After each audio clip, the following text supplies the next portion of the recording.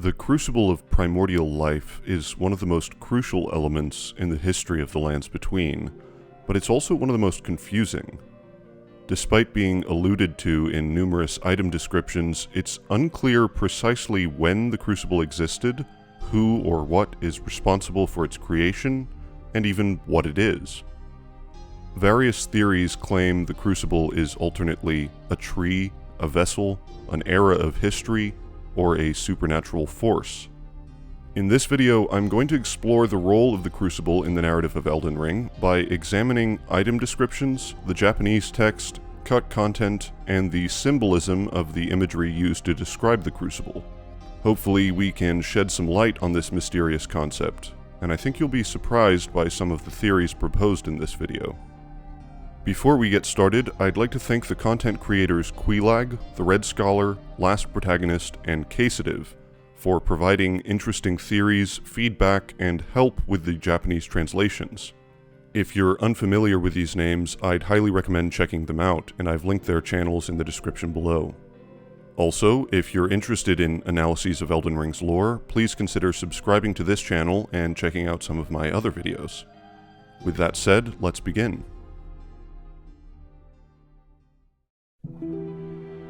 Elden Ring's creative director Hidetaka Miyazaki is known for his deliberately opaque style of storytelling, which often straddles the boundary between metaphor and literalism. And this accounts for some of the confusion about the nature of the Crucible, but part of it comes from the word itself. In English, the word crucible has three distinct meanings. The literal and original meaning of the word refers to a heat-resistant vessel in which metals are melted above a hot flame, often for the purposes of combining various metals together to create alloys. The other two meanings are more metaphorical. It can refer to a severe test or trial in which the strength or purity of something can be judged, or it can refer to a place or time in which various causal forces converge to determine the outcome of a situation. In the Japanese version of Elden Ring, the word used for crucible is rutsubo. In Japanese, rutsubo doesn't carry the same metaphorical connotations that crucible does in English. It refers more narrowly to the literal meaning of the word as a vessel in which metals are melted. Localization is a complex issue, especially in FromSoft games, but I don't think it's a given that the Japanese text is always more accurate or more informative than the English. We don't know precisely how extensive George R.R. Martin's contribution to the story of Elden Ring was. For example, the name The Lands Between is apparently his coinage, and the same might have been true of other terms that appear in-game, like the Crucible. The metaphorical connotations of the word crucible in English seem too thematically appropriate to say that they weren't intended, but this only confuses the issue of exactly what the Crucible was. The aspects of the Crucible incantations describe the Crucible as a place where all life was once blended together, which seems to imply a literal reading of the word as a physical vessel. In the 1.0 version of the game, the Old Fang description said that, in times long past, life was a crucible of competition, using the metaphorical meaning of the word crucible. Another 1.0 description for the Crucible Knight armor read, "The conduits that cover this armor seethe with the power of life's crucible, that which coursed through the Erd Tree in its primordial form," which seems to describe something more physical once again, although it sounds more like a liquid rather than a vessel.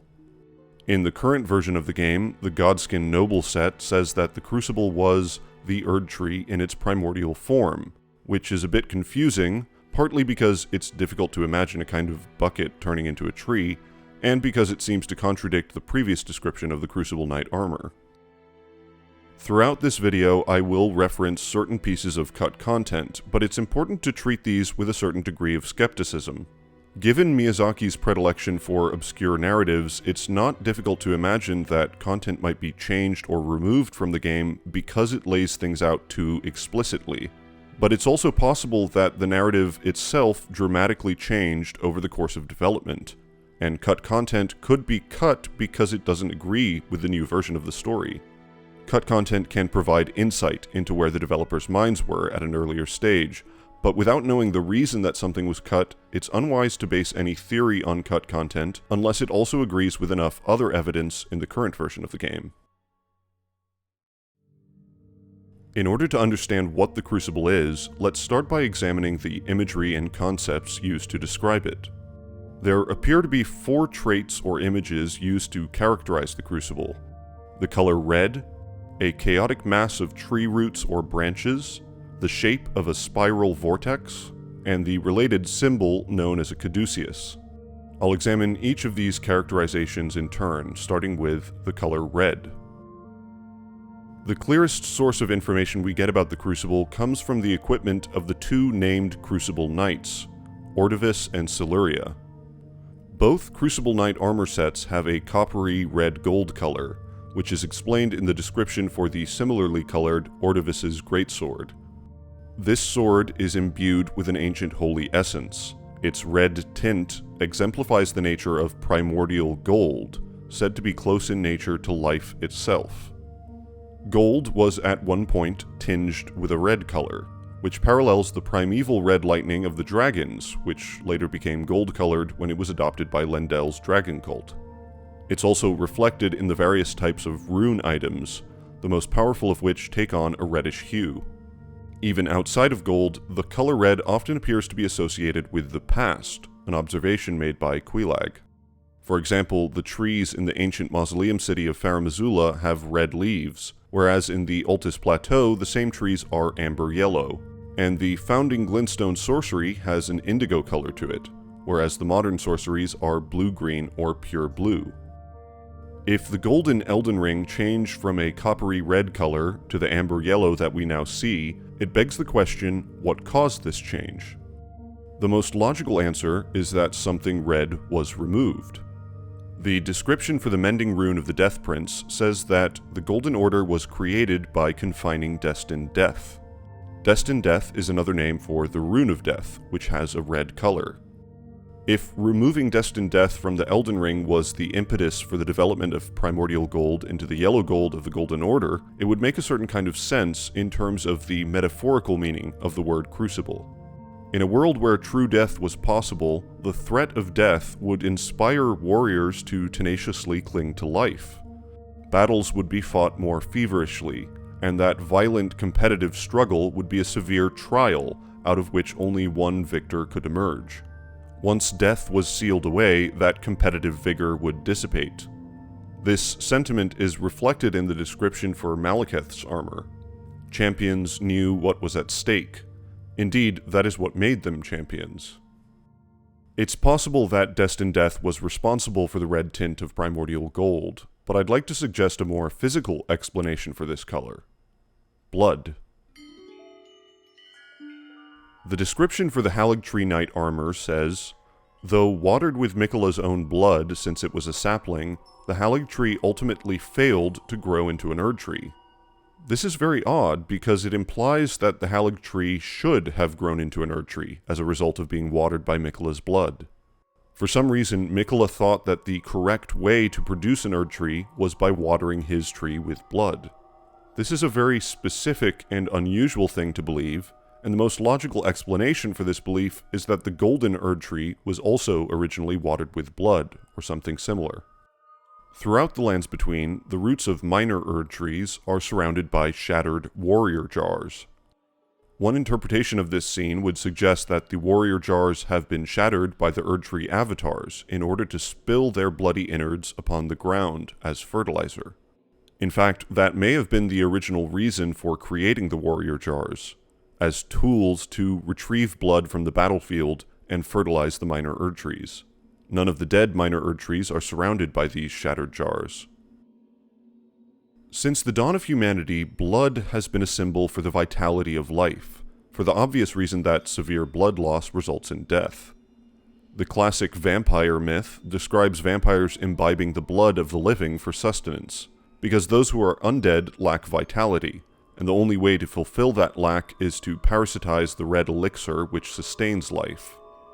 Blood also represents the manifestations of various emotional states. Fear makes your blood run cold, and anger makes it boil. Sexual arousal causes the face to flush, and both love and faith are expressed by the heart. A propensity for violence could be described as bloodlust, and this bloodlust characterizes the early culture of Leyndell. The Order of the Erd Tree was mired in conflict from its inception, waging war upon the dragons, the giants, and Liurnia. The first Elden Lord, Godfrey, formerly Hoarah-Loux, chieftain of the Badlands, is characterized by barbarism and violence. The ritual sword talisman tells us that the practice of gladiatorial combat died out by the time that Radagon became king consort, but in the time of Godfrey the practice seems to have been alive and well. When Godfrey sheds his regal title at the end of the game, he covers himself in beast blood, and instead of fighting with a weapon in a civilized manner, he fights as the warrior Hoarah-Loux again, content to barbarically tear you apart with his bare hands like a beast. As Godfrey, Hoarah-Loux led the Crucible Knights, and 2 of his children were afflicted with omen features. The omen features are very similar to the features described in the Crucible scale, feather, and knot talismans, aspects of the Crucible which were said to grow on the human body long ago. While there's no text in-game that directly connects the omen to the Crucible, the placement of items like the Crucible talismans near omen, and the visual similarity between aspects of the Crucible and omen features strongly suggest a direct link between accursed omen blood and the Crucible. If we accept Varré's invitation to join the Mohgwyn dynasty, he pricks our finger with blood. The War Surgeon set refers to the blood that Varré tamed as accursed blood, a phrase used to describe the blood of Mohg and Morgott, which suggests that initiation into the Mohgwyn dynasty requires being injected with omen blood. We can see the effect of this in the Red Albinaurics and the Sanguine Nobles, who appear to have manifested some omen features as a result. If these omen features are aspects of the Crucible, this implies that aspects of the Crucible are transmitted by blood. The Formless Mother is an outer god who bestows power upon accursed blood. According to the Blood Boon incantation, when Mohg, the omen son of Hoarah-Loux, stood before the Formless Mother deep underground, his accursed blood erupted with fire, and he was besotted with the defilement that he was born into. This suggests that burning omen blood, the blood which produces features of the Crucible, encourages those features to develop and flourish. The fact that the Formless Mother appears to be particularly fixated on omen blood should already suggest a connection to the Crucible, but we can expand upon that idea further. Mohg has a satanic look. His design was clearly inspired by imagery of Lucifer. He has a demonic horned face, black wings, a trident, command of fire, and he was cast down from a holy city. The devotees of the Mohgwyn dynasty are characterized by pridefulness, and they're attempting to create a new kingdom to rival the one above, which parallels Lucifer's sin of pride, which caused him to be expelled from heaven, his desire to raise his throne above the stars of God. Varré calls Mohg luminary, a word meaning star or radiant.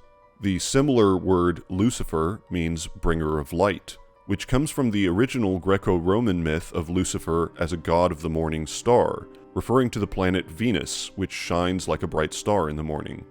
In alchemy, Venus represents the sacred feminine goddess and the element of copper. The Blood Boon incantation and Mohgwyn's sacred spear calls the Formless Mother by another name, the Mother of Truth. This description confused me for a long time, but by examining the Japanese text and consulting with Last Protagonist and Casitive, I think I may be able to shed some light on this phrase, although take everything I say with a grain of salt because I'm not a native Japanese speaker. There are many words for truth in Japanese, and each one carries different connotations. The word used in this case is shinjitsu. Shinjitsu refers to the truth of a situation, the truth that you understand or speak. In contrast to the word jijitsu, which refers to a cold, hard, objective fact, shinjitsu is something more like the truth of a narrative, in the sense that you might have a true understanding or assessment of a situation or person. There is an element of interpretation involved. This is the same word used in the Japanese text to describe the truth of the conspiracy in the description for the Black Knife print, or the truth that was sought and discovered in the description for the Great Hood, and the truth about Radagon being Marika in Goldmask's quest.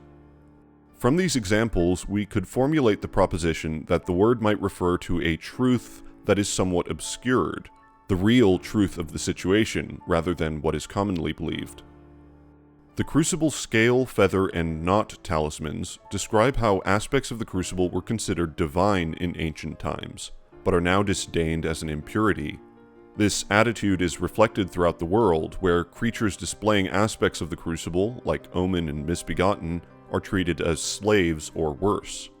The truth referred to in the phrase Mother of Truth may refer to the original, now veiled truth that the Crucible was the divine source of life, even though its aspects are currently considered impure. Shinjitsu also carries another connotation. It could be rendered into English as the word reality. In this sense, there is an even stronger connection between the Formless Mother and the Crucible. Mother of reality isn't too distant a concept from source of life, a way of describing the primordial Crucible. However, I should clarify that nothing explicitly states that the Crucible was the source of life. The aspects of the Crucible incantations describe the Crucible as a place where all life was once blended together, but this could be read as a description of a later event. Life might have begun in a more diverse form and then be blended together in the Crucible. There's no evidence for either interpretation beyond the fact that the Crucible seems to have been active in the distant past, so I'll be curious to hear your thoughts on this question. There's a further, more indirect connection we can draw between the Formless Mother and the Crucible, and it involves the odd parallels between the Formless Mother and the Flame of Frenzy. The Flame of Frenzy began when a reviled man named Shabriri had his eyes gouged out. The flame then came to dwell in his empty sockets, and a similar eye theme can be found throughout the other manifestations of the Frenzied Flame. All the Frenzy incantations are projected out of the user's eyes. The symbol in-game for Frenzy is an open eye. A giant flaming eye resembling the Eye of Sauron from Lord of the Rings appears over the Frenzy Flaming Tower, and when you inherit the Frenzied Flame, your eyes change. An early description for Miquella's Needle, with which you can remove the Frenzy Affliction, stated explicitly that it is inserted into the user's eye. Credit goes to data miner Eevee on Twitter for this discovery. Eye imagery isn't unique to Elden Ring among Miyazaki's games. In particular, Bloodborne is chock full of eye imagery. The central story of Willem and Lawrence in Bloodborne revolves around a difference of opinion about eyes and blood. Lawrence believed that by taking the old blood, the blood of outer gods, mankind could ascend to a new level. Willem believed that caution was necessary. The old blood was powerful and should be feared. Willem believed that the development of further insight, eyes on the inside, was necessary to understand the world and control the effects of the old blood. Willem turned out to be at least partially correct. Lawrence eventually succumbed to beasthood, like so many others. Beasthood is a stat in Bloodborne, which can be lowered with an increase of insight. Insight, another stat, keeps track of how many eyes on the inside you have, your ability to perceive the eldritch truth. More insight means less beasthood, but there's a catch. Higher insight makes you more prone to frenzy, which is a status effect like in Elden Ring. The various situations in which frenzy is inflicted upon the player, and its correlation with insight, lead many people to believe that frenzy occurs when someone is confronted with something that they can't handle, a revelation about the reality of the cosmos that's simply too much to process, essentially the cosmic horror of H.P. Lovecraft's work. The similar themes of frenzy and eyes between Bloodborne and Elden Ring might suggest something provocative about the frenzied flame, that perhaps people afflicted by this frenzied flame have been confronted with a kind of eldritch truth, a hidden truth about the beginning of the world, a shinjitsu. That truth, according to Hayata and Shabriri, seems to revolve around the idea that the world was once one great and undivided whole, a time where distinctions and divisions didn't exist, where everything was blended together, perhaps related to the primordial Crucible. According to Hayeda, that great undivided whole was divided by the Greater Will. Hayeda seems to blame the Greater Will for all the torment and suffering which exist in the world. Every sin and every curse is attributed to the Greater Will's mistake. Perhaps the shinjitsu that those afflicted by frenzy discover is the hidden truth that the Greater Will is responsible for their suffering. Another connection between frenzy and the Formless Mother is the character Yura. Yura is garbed and girded in the style of the Land of Reeds, a country locked in a bloody civil war that produced at least one adherent of the Formless Mother, Okina. Yura is hunting bloody fingers, Nereus and Eleonora, and it's potentially implied that he may have also once been a bloody finger at some point, or at least been infected with the cess blood. He says to Eleonora that he cut the finger off, perhaps referring to the bloody finger pricked with cess blood which brings converts under the aegis of the Mogwin dynasty. He also mutters to himself, "Wretched worms, leave me be," perhaps referring to the spawn of the tiny eggs mentioned in the description for blood-tainted excrement. This is more clearly referred to in some cut dialogue, which has been restored by Sekiro Dubi. Yura says that he's running out of time, and that the worm-like writhing that has long plagued the back of his eyes is spreading.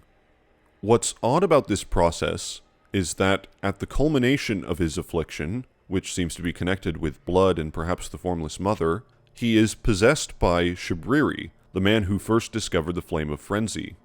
This suggests some link between these two concepts or outer gods.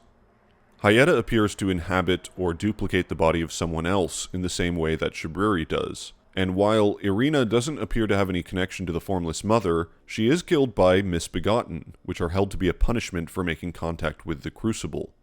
It's also worth mentioning that the symbol of the Mogwin dynasty is a 3-pointed trident, and the blood flame talons produce 3 claw marks. The symbol of the frenzied flame is 3 fingers. Sekiro Dubi restored a massive cut questline involving Kale and Frenzy, which I highly recommend watching. You can find a link to his video in the description. There's 2 major takeaways which are relevant here. First, the questline confirms that the individual identities of different people, like Kale and his brothers, could be blended together by the frenzied flame. Second, the frenzy appeared at this point in development as a curse of red eyes. Not the yellow color that appears in the retail version of the game, but red. Perhaps blood red. As it stands now, the so-called yellow flame of frenzy is more aptly described as a yellow and orange or yellow and red flame, and perhaps this is a reflection of something red returning to the Golden Order, in similar fashion to the way that something red was initially removed. In the retail version of the game, Kale delivers the line, "The land has been tainted with madness since the shattering of the Elden Ring." If the madness he's talking about is frenzy, then this implies frenzy only appeared after the ring was shattered. This hypothesis could also be supported by a tweet in September 2021 from the official Elden Ring account, of a screenshot from the game and a message reading, "In the wake of the shattering, a blight claimed the mind of many a creature and man. Beware their chaotic frenzy." Perhaps the Golden Order, with its understanding of the principles of causality and regression, was able to keep this regressive force of frenzy in check, but when the order was broken, when the Elden Ring was shattered, the flame of chaos began to manifest in people throughout the lands between.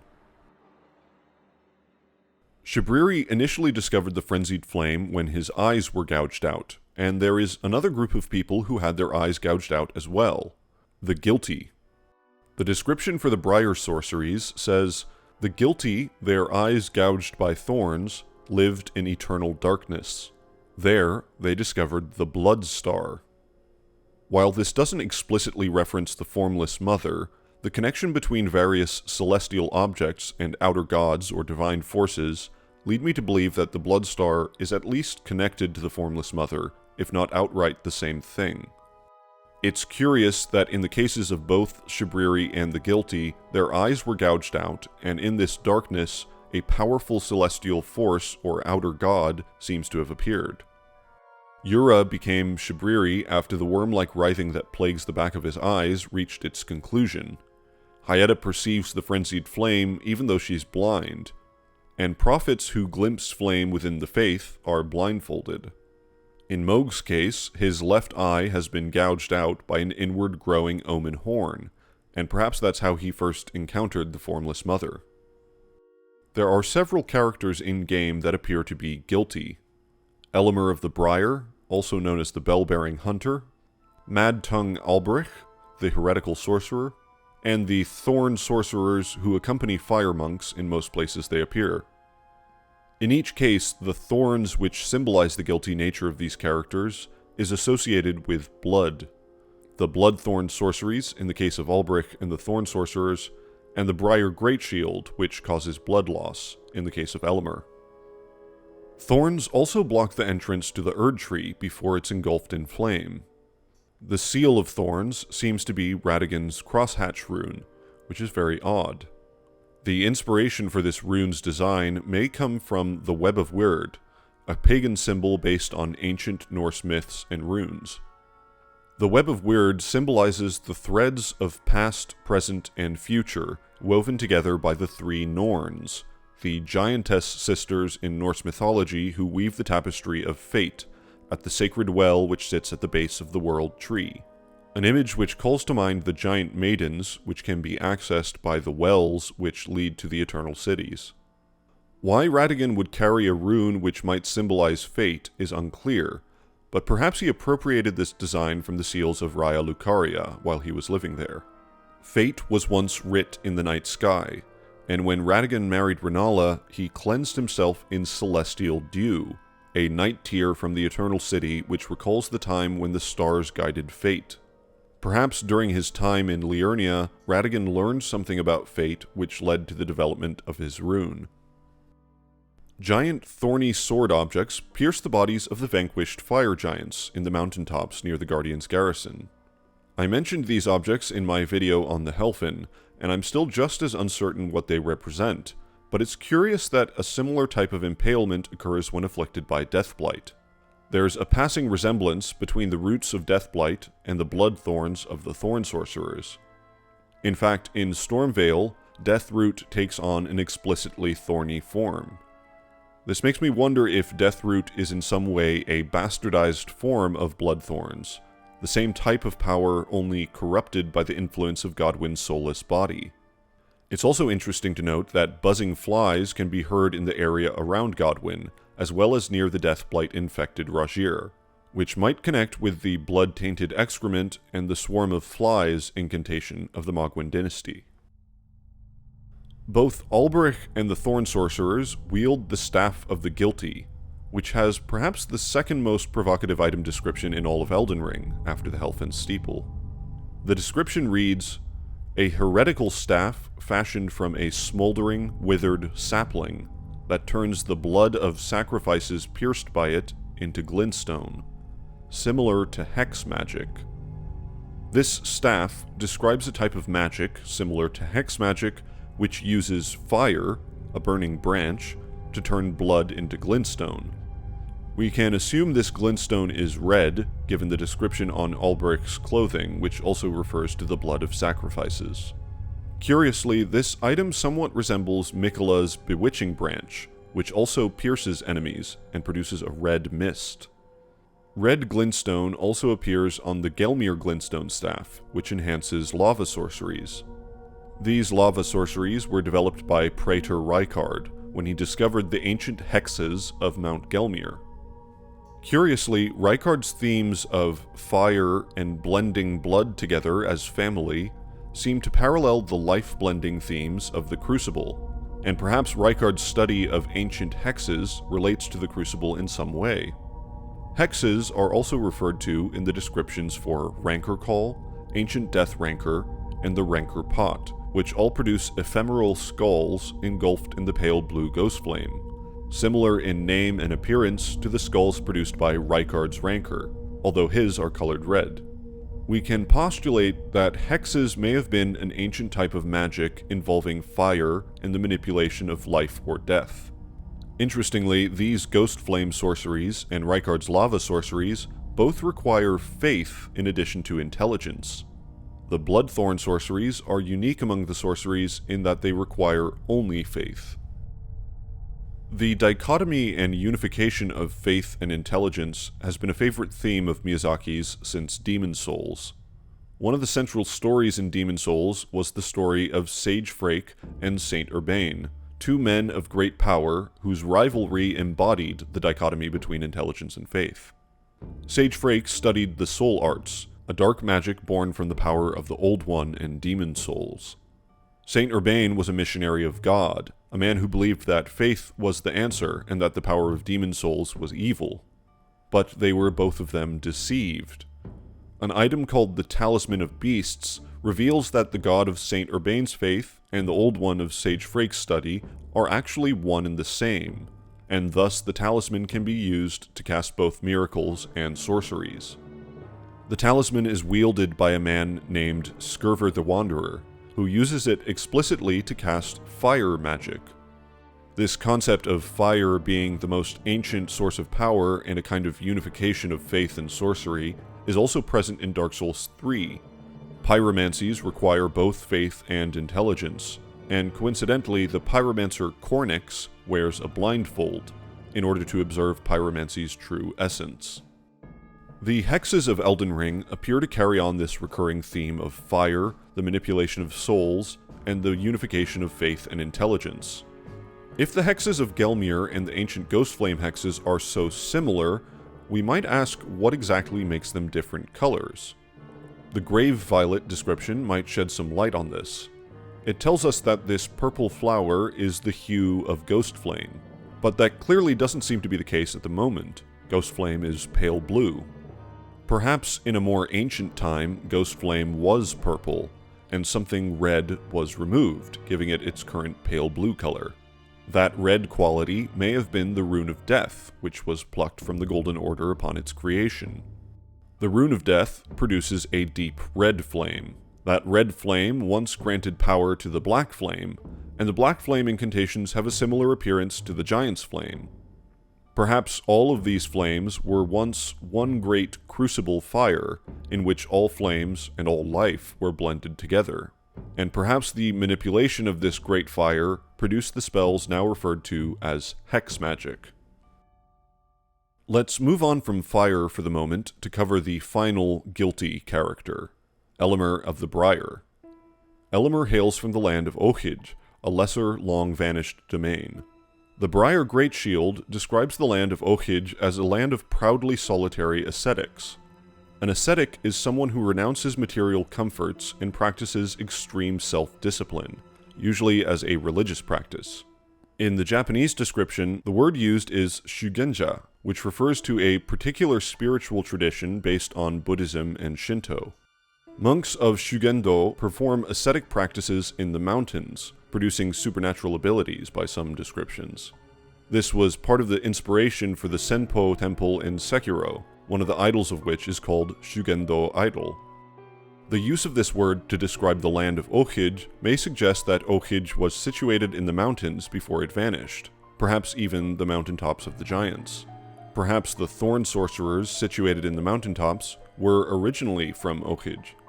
If Eochaid ascetics practiced their spiritual meditations in the mountaintops, they would probably be familiar with the Forge of the Giants, which is a large, crucible-like object. The description for the regalia of Eochaid reads, "The copper coloration is not to be confused for rust, but is a conduit for its wielder to move it by their will alone." Interestingly, the Japanese text doesn't use the word copper precisely. The word is akagane, using the kanji for red and gold.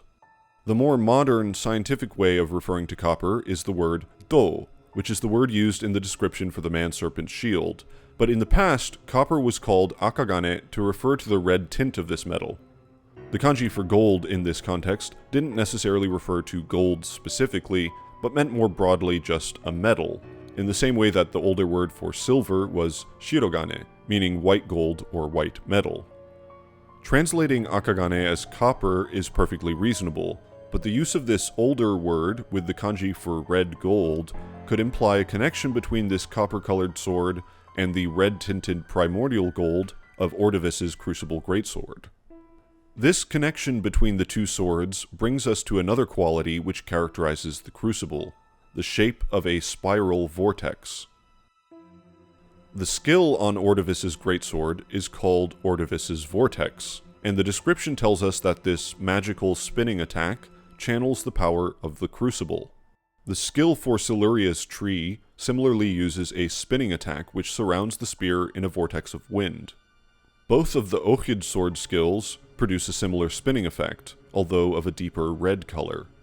Mohg also uses a similar spinning move in his boss fight, and when piercing the body of the Formless Mother with the spear or incantations, a red spinning vortex of blood appears, which is also produced by the Swarm of Flies incantation. Bloodthorn sorceries also appear as a swirling vortex. The Frenzied Flame uses a vortex motif in its sigil. The Eye of the Fell God appears as a swirling vortex of fire, with 8 smaller vortices orbiting the center, visually inspired by Jupiter's polar storms. Vortex and spiral imagery can be found all over Elden Ring, from the movement of Stormhawks, to the visual effect of entering another player's world, to the entire map of the lands between. It could be argued that this imagery is simply coincidental, but I believe there is a deeper connection between all of these spirals and vortices, a connection which reaches back to the Crucible. In Bloodborne, the symbol for frenzy was a spiral, and this, along with various other more explicit references, points to inspiration from a manga novel called Uzumaki by Junji Ito. The novel follows the story of a town which becomes increasingly obsessed with spirals. Spirals begin to manifest throughout the town in increasingly disturbing and supernatural ways. Eventually, the entire town becomes a giant spiral, revealing an ancient city below decorated with spirals, the source of the curse. As the characters descend into the ancient city at the center of the spiral, time seems to be affected. Time appears to flow faster at the edges of the spiral, and in the very center it stands perfectly still. This symbolic relationship between spirals and time can be understood within the context of astronomical events. Our solar system was formed by spiral, in a sense. 4.6 billion years ago, a giant molecular cloud collapsed. The center of mass formed the Sun, with a protoplanetary disk spiraling around it, eventually forming the 8 planets which orbit Sol. Galaxies, like the Milky Way, often form spiral shapes because they rotate around a central axis, which has been theorized to be a massive black hole. The theories of relativity tell us that space and time are not really separate concepts. They're part of the 4-dimensional manifold called spacetime. As your speed through space increases, the slower you move through time. Things with more mass have a gravitational effect which warps spacetime, which means essentially the more mass, the slower time is. At the center of a spiral galaxy, or to a lesser extent the center of our spiral solar system, time moves more slowly than the outer rim. This concept is depicted in Elden Ring by the spiral storm in Farum Azula. The entirety of Farum Azula is trapped in time, and as such, the sun never changes position while you're here.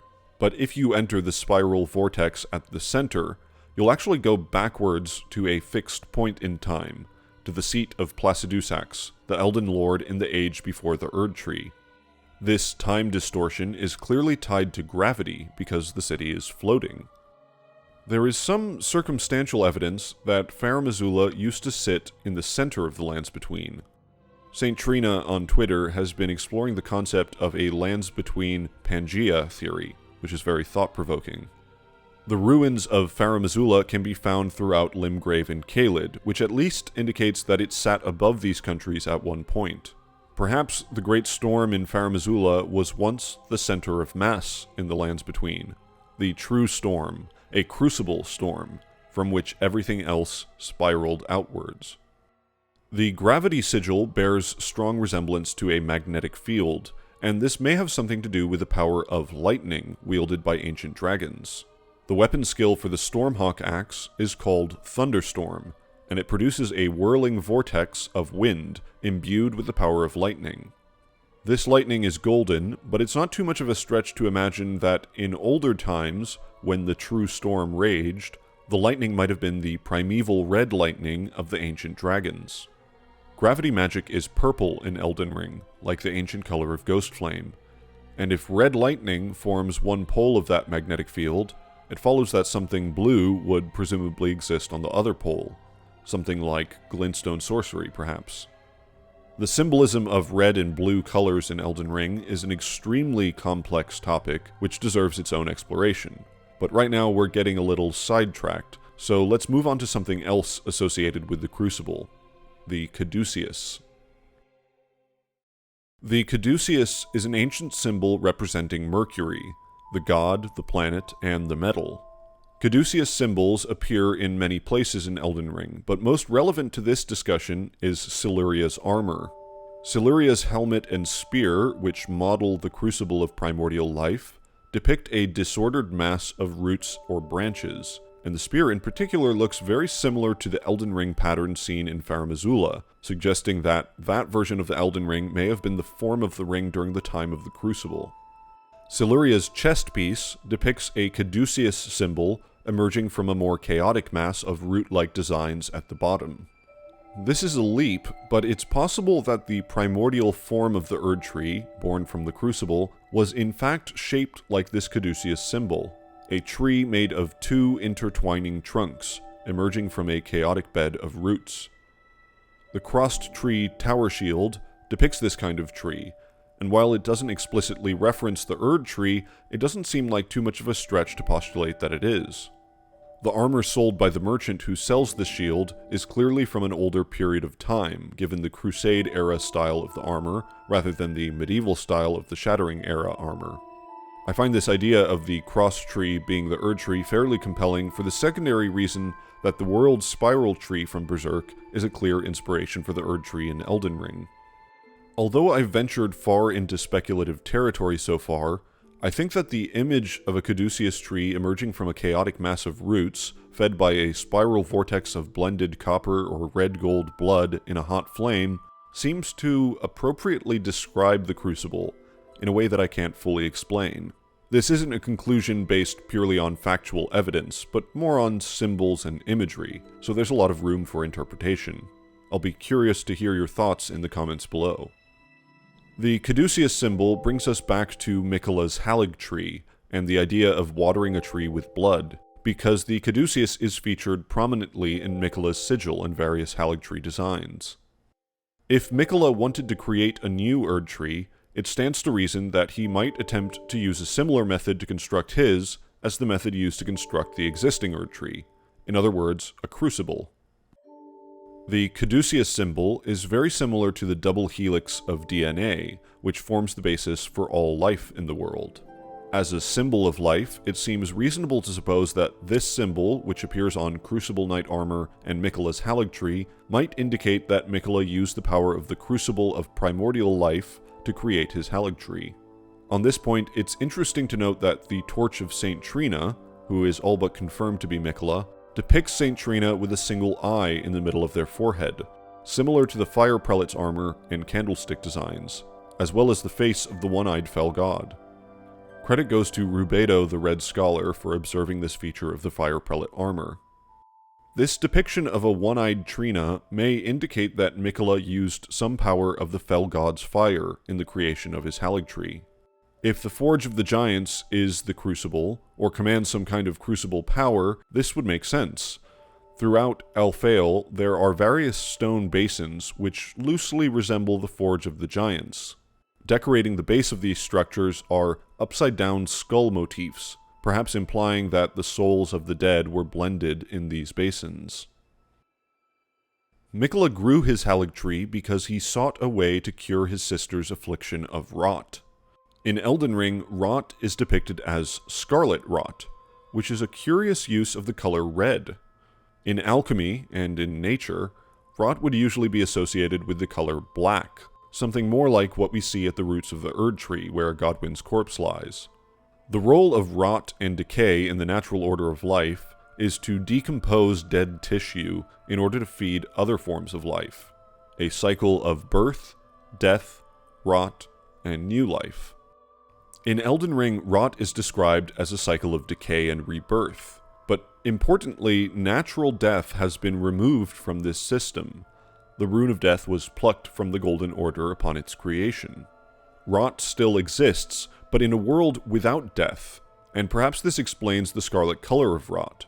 Rot no longer affects dead tissue, instead, vital tissue now decays. The red blood of living creatures is susceptible to rot. This brings us to another mention of the Crucible in Elden Ring, although this comes from cut content. The cut item Miranda's Prayer was a tool which could be used to summon a deluge of light, similar to the special attack the Miranda flowers perform. This item must have been cut incredibly late in development, because you can see it being used in the official launch trailer, which aired only 3 days before the game released. The item itself strongly resembles the Erd Tree's favor talismans, which depict Marika pouring liquid out of a vessel against a backdrop of a tree and roots.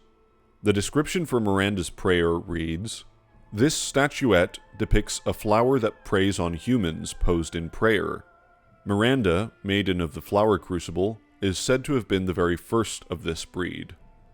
In this item, the woman-turned-carnivorous plant named Miranda appears to be depicted with outstretched arms, and the same prayer pose is taken by the character using this item in the launch trailer. This is similar to Marika's pose and the Golden Order totality gesture, except that in Miranda's Prayer, the hands face upwards rather than down. This spell does in fact appear in-game. Melina uses it if you summon her for the boss fight with Morgott. The Miranda flowers in-game appear to be blossomed versions of the buds that have formed in the Swamp of Ionia, which implies a connection to rot, and perhaps more specifically to the rebirth aspect of the cycle of rot. The stamen, or the reproductive organs of the flowers, strongly resemble tiny golden trees. Credit to Quelaag for this observation. This imagery, and the mention of a flower crucible, might imply that the golden Erd Tree was born from a flower. Perhaps if the heat of the crucible was turned off, so to speak, the fire removed, then the blood inside began to rot, and from that rot a scarlet flower grew, which then blossomed and spawned a tree. If rot was responsible for the inception of the Erd Tree, it would partially explain why, as Gowry tells us, even the demigods could not stave off its effects, despite their nigh godhood. Malenia herself was born into rot, and it was the failure of Golden Order fundamentalism to treat her sickness that led Miquella to the creation of unalloyed gold and his Haligtree. As I covered in my video on the alchemical inspiration behind Elden Ring, the process for creating the Philosopher's Stone was called the Magnum Opus, which usually involved 3 important stages: Nigredo, Albedo, and Rubedo. The first phase, Nigredo, is associated alternately with both putrefaction and calcination, in other words, rot and burning. For a while, I was somewhat confused by the association between these two concepts, especially as it relates to Elden Ring. Fire seems to be antithetical to rot, as in its use by Redmanes to stave off the rot in Caelid. But after researching this stage of the Magnum Opus further, I believe I now understand how this is meant to be interpreted. Putrefaction could be seen as the activation of inner fire, the inner force of decomposition and dynamic change. Putrefaction is encouraged by heat. For example, if you want to save your leftover pizza, you stick it in the fridge, where it's cold. If you were to leave it out in the sun, it would rot at an alarming rate. Perhaps this explains the mystery of Miquella's eclipse. Miquella attempted to create a new Erd Tree with the use of unalloyed gold for the purpose of curing his sister's rot.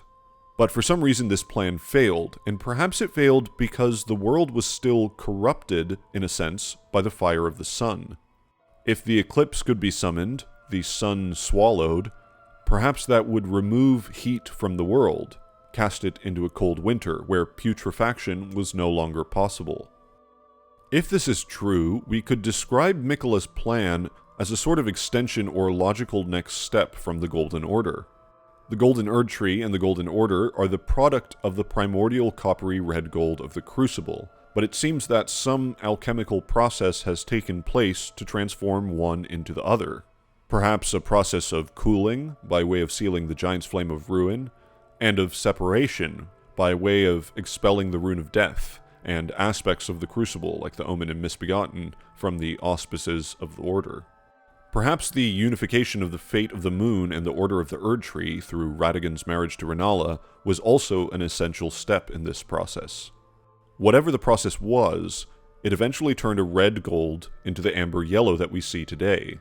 But as far as Miquella was concerned, this wasn't enough.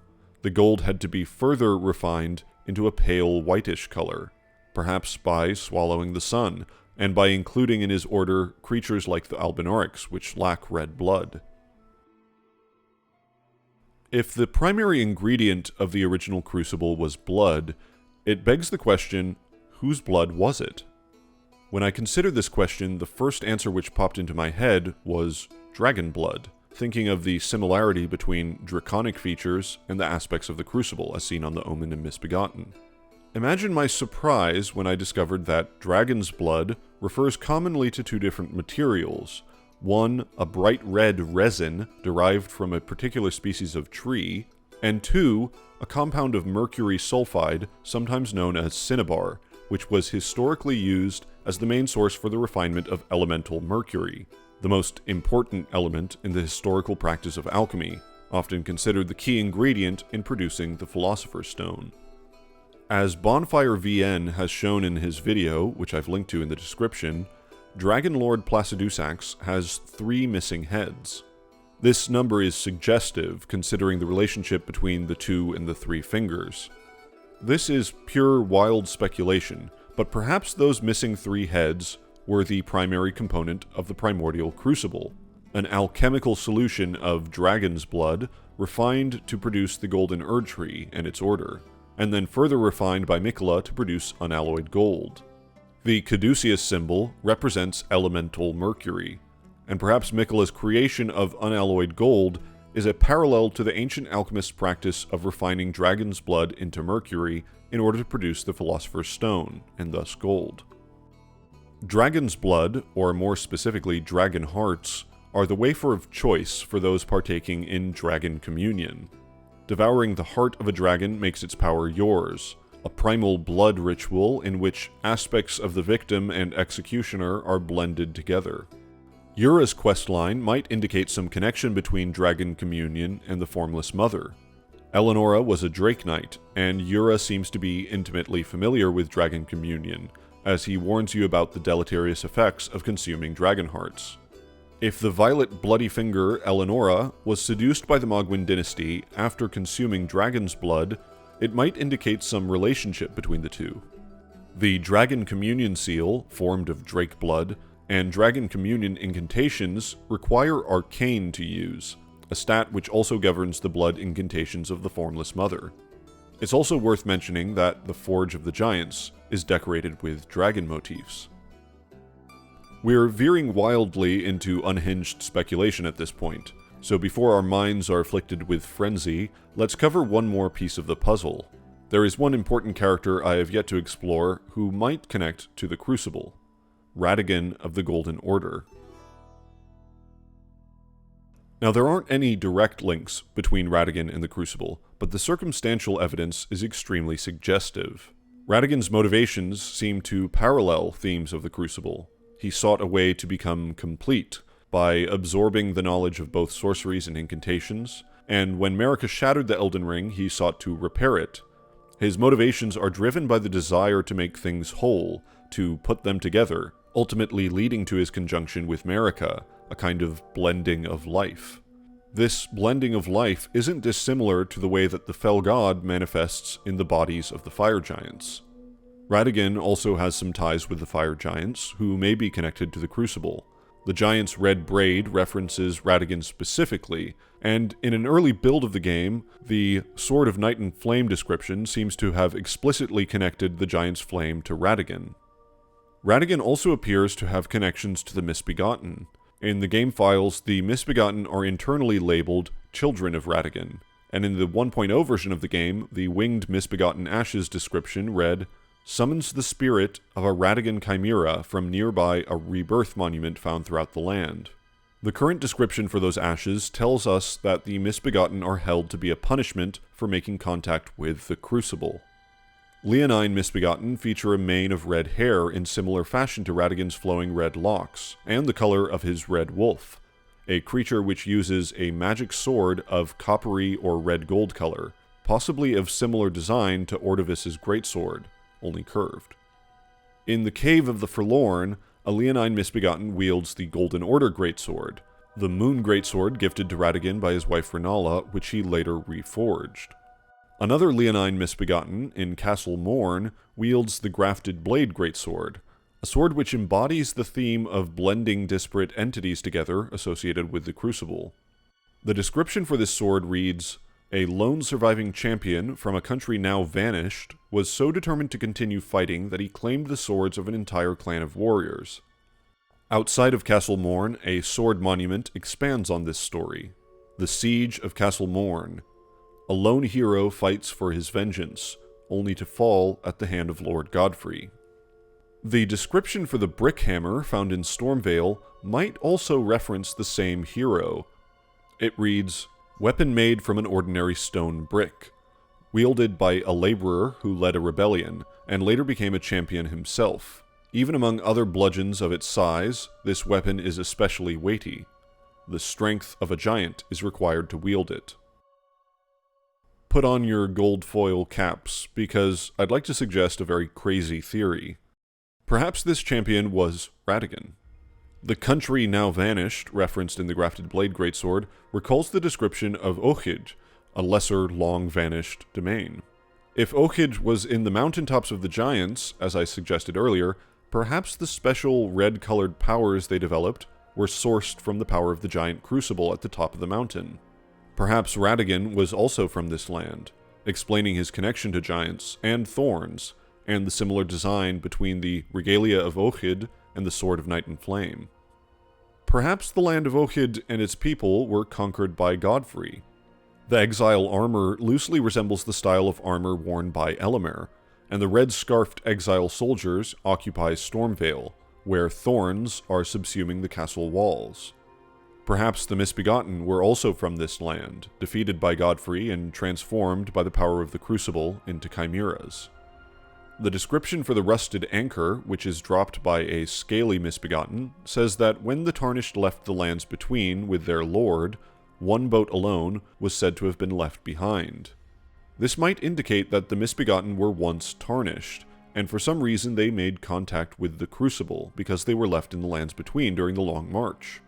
Perhaps when Marika shattered the Elden Ring, causing a chaotic frenzy to spread throughout the lands, the power of the Crucible, which had thus far been contained, was able to break free in some respect, and transform these Tarnished. Radagon wields a hammer. Perhaps he's comfortable with this type of weapon from his days as a laborer, leading a rebellion with brick hammer in hand. One thing Radagon's needle and tailoring tools might suggest is that he was not from the aristocracy. He was originally from a lower class, and perhaps that might tie in with the idea of him being a laborer. Perhaps he continued his rebellious quest for vengeance, spurred by the bloodlust of the Crucible at Castle Morn, where he was finally defeated by Godfrey. Perhaps after this defeat, he was given a position among the ranks of the Erdtree's armies in order to make use of such a powerful asset. Or maybe his fate was commandeered by Marika and the Greater Will. Marika calls Radagon a Leal Hound of the Golden Order, which could be a dig at his lack of autonomy, in reference to the way that shadowbound beasts are compelled by the Greater Will to do things that they might not want to, as in Blythe's case. Radagon's incantations rely purely on intelligence and no faith, which might indicate that he doesn't actually believe in the faith. In fact, his conjunction with Marika speaks to an almost heretical betrayal of the belief that Marika is the one true god. Radagon doesn't appear to be a wolfman like Blythe or Malekith, but he does have a very distinctive red wolf that he left to guard Rennala. Radagon's dramatic and mysterious betrayal of his marriage to Rennala might be because he was compelled to leave her. Obviously, this is all extremely speculative. I won't even pretend that this is much more than fanfiction. But I'd like to mention 2 other observations which might be suggestive. 1. There's a cut quest line which followed an NPC named Gilbert in his quest to exact revenge on the Crucible Knight Ordovis. This theme of vengeance might connect to the sword monument which describes a lone hero fighting for vengeance, and also the descriptions for the Iron Cleaver and Long-Haft Axe, weapons of the Misbegotten which describe the resentment imbued in these blades.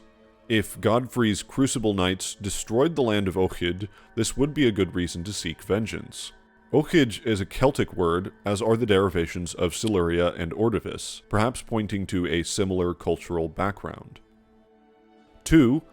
There is a weapon which doesn't appear in the game called Father Marika's Hammer. The description reads, "Club of simple design, made by fitting stone to a piece of lumber. Its small size compared to most clubs make it easier to wield in close quarters." This description isn't dissimilar to the primitive construction of the brick hammer. The name Father Marika is vexing, to say the least, but it would most appropriately describe Radagon, if anyone. It's also important to keep in mind that Radagon's backstory and role in the narrative may have changed dramatically during development. In my video on Radagon, I suggested the theory that Radagon might have been a homunculus, a successful version of the Noxus plans to produce a lord out of silver tears. But something I didn't consider at the time was that Marika might be the homunculus. Internally, the silver tears are labeled Marika lineage, which could suggest that she is actually descended from them. The way in which she combines with Radagon is reminiscent of the Cut Asimi questline, which Sekiro Dubi has restored. I'll link that video in the description. It's a tantalizing idea because a story about people who created their own god seems right in Miyazaki's wheelhouse, in my view. This theory probably deserves its own video, so let's get back to the point and see if we can't come to some conclusions about the Crucible. So, what is the Crucible? The general lack of evidence about its nature and the apparent incongruity between different descriptions makes it difficult to say definitively what the Crucible was. If the Crucible was a physical vessel, the most likely candidate would be the Forge of the Giants. The Forge is a large vessel containing fire, and the fact that the Age of the Erdtree only began once the flame was sealed does seem to correspond with the timeline of the Crucible. But there's something slightly odd about this. If the Erdtree grew from a physical crucible, we'd expect it to be located somewhere under the tree, like where Godwyn's body is, not far away on top of a mountain. Perhaps we can come at this from a different angle. From Shabriri and Hayata's dialogue, we know that fire can blend everything together. What if the Crucible simply refers to what happens when you blend specifically life or blood together in fire, whether it's in a giant forge or elsewhere? Perhaps it's a kind of ritual sacrifice to fire, like how the fire giant sacrifices his leg to awaken the fell god. Rykard might have discovered this crucible by studying the ancient hexes of Gelmir, which, like the hexes of Ghostflame, seem to involve fire and the spirits of the dead. Mikola might have studied this power when searching for ways to combat his sister's rot. It stands to reason that he might have studied the effects of fire at some point because fire can stave off rot, as shown by its use in Caelid, and the incantation Flame Cleanse Me, which cures the user of rot, an incantation which draws upon the power of the fire monks, and therefore the Flame of Ruin. This interpretation of the Crucible might explain the Misbegotten as well. Perhaps the Misbegotten in Castle Morn weren't always misbegotten, but rather transformed much more recently when they made contact with the Crucible, a result of the burning pile of bodies in the courtyard. If the Erdtree came from the Crucible, the lack of fire in the Erdtree's present state would mean that fire was removed, and in fact the Age of the Erdtree began when Marika defeated the fire giants and sealed away their flame. That tree would symbolize Marika's divine power, and removing fire would presumably allow it to grow to greater heights, cementing her rule over the lands between. At this point, perhaps the blood which had been boiling away in the Crucible still coursed through the Erdtree, keeping the tree alive and lush, and perhaps it was also fed by the blood of champions buried at its roots. In this age of plenty, the Erdtree was warm as the gentle sun, an after effect of the Crucible's fire, and the sap of the tree coalesced into powerful magic amber, in a similar fashion to the red glintstone produced by the Staff of the Guilty. For some reason, destined death was removed from the Elden Ring. Perhaps, without being tested and blended in fire, the blood which sustained the tree lost its strength. Perhaps Erdtree burial was insufficient to maintain the tree's vitality, or perhaps someone wished to refine primordial gold and remove its red tint for the purpose of some alchemical process. Whatever the reason, the nature of the world was changed. If we examine the differences between Farum Azula's Elden Ring and the current version, the main difference seems to be that the current version has replaced the large root-like motif with a series of rune arcs. The description for the rune arc reads, "It is said that the lower arch of the Elden Ring receives its bounty, and this is a shard of one such arch." The golden Erdtree that now sits at the center of the Lands Between is a bit odd. None of that gold exists at its roots, and the tree itself is tilted slightly, as if it's unstable.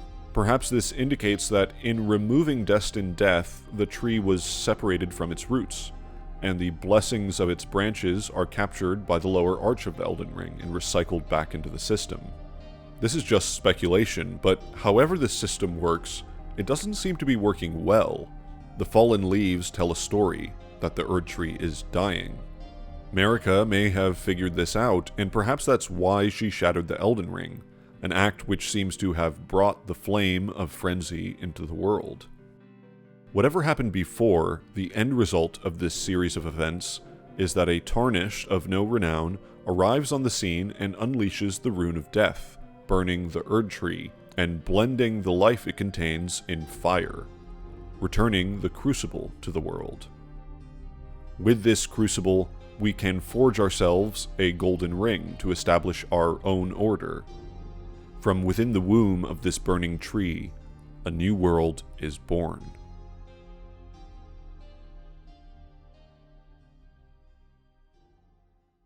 Thanks for watching this video. There's a number of threads tied to the Crucible that I didn't pull on here. To name a few, the Perfumers, the Dung Eater, and the Godskin Apostles in the Gloam-Eyed Queen. It's also worth mentioning that the legs of the singing Batwomen are tied with thorns, and thorn motifs can also be found on the Banished Knight armor. There's a lot of questions I have about the Banished Knights and their relationship to the Crucible and dragons, and also why the Banished Knight commanders are able to summon spirits, but I don't have any clear thoughts about these topics yet, so stay tuned and maybe I'll come up with something in the future. I hope you found this video interesting, and if you enjoyed the ideas I've proposed, I'd appreciate your help in promoting it, either with the YouTube stuff like commenting, liking, and subscribing, or just by telling your friends and fellow lore enthusiasts about it. To my current subscribers, thank you for your continued support and patience, and I'll be looking forward to reading and responding to your comments. Until next time, take care.